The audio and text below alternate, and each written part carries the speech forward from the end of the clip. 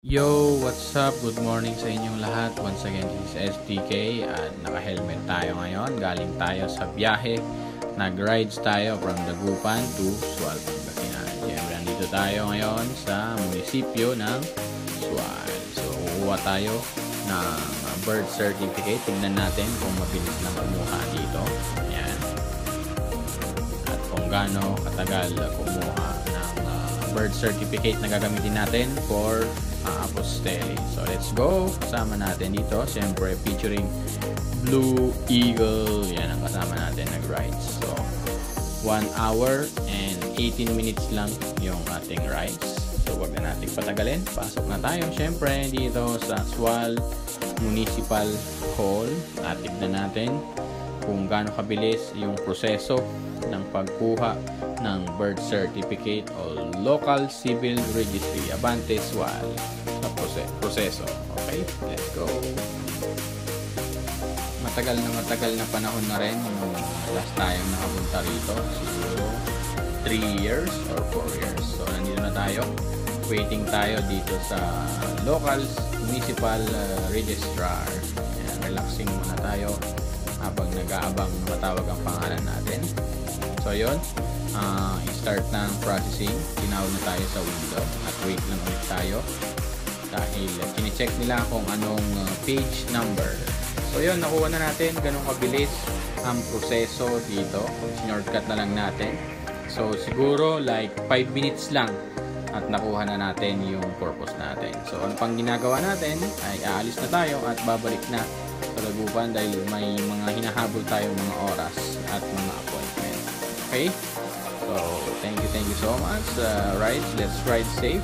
At hanggang sa muli, shoutout natin lahat ng mga tropa natin at mga kakilala natin dito sa Sual. Mga ka-batchmate, mga classmate natin. Ayan, so, shoutout sa inyong lahat. Sa matagal-tagal na rin tayong hindi nakita-kita. So, pagdating ng panahon, babalik tayo dito. Hindi natin masasabi, but in the future times. Okay? So, ito yung dadaanan natin papuntang Daya or Poblacion East.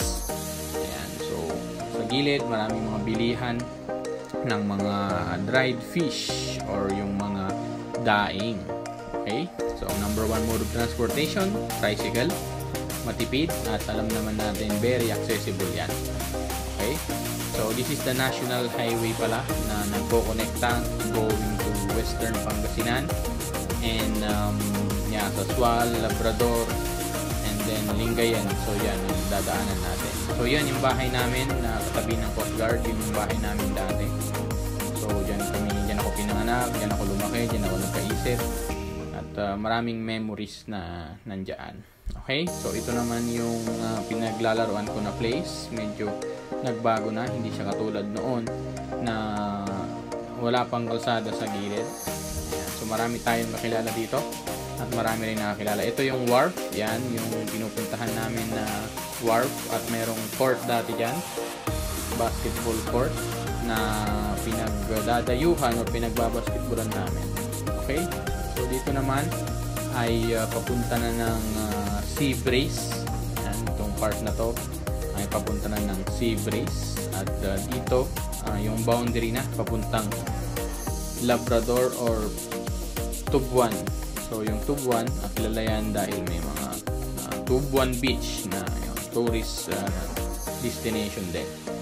Okay, so ito na yung pinakadulo ng Sual, Poblacion East na kung tawagin. Ayan, so ganito na lang muna guys at thank you so much sa inyong pagsubaybay ngayong araw na to and peace out yo.